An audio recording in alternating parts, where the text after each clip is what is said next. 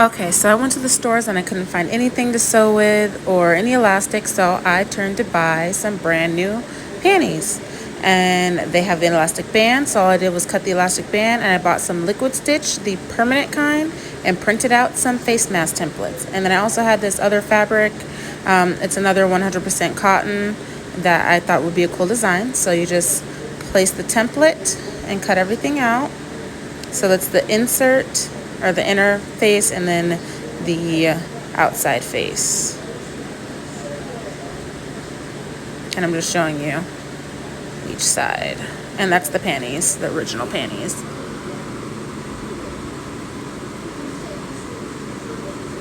So I used the liquid stitch in the center of each, and then I flipped them wrong side out on both sides and glued them together.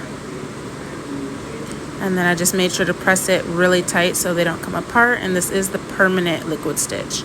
And as you see on the ends, there's a little bit of extra fabric. And that's what it looks like flipped right side out.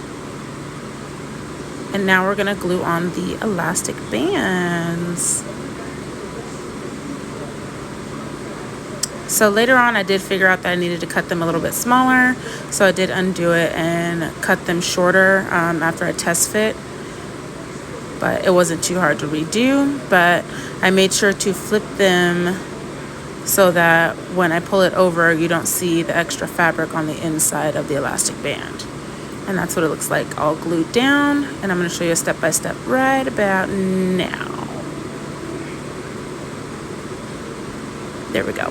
So I glued the back end, and then you put some glue on top and then fold the fabric over. And then when you flip the band right side out, all the pink is going to be on the outside, or whatever color you decide to get. You could even get all black panties and make a black face mask, and nobody would ever know. And that's the face mask. See? Where there's a will, there's a way, honey. And then you can also insert a filter in between, so that's why there's that opening. And there you go. Hope you liked this quick video. Rate, comment, subscribe.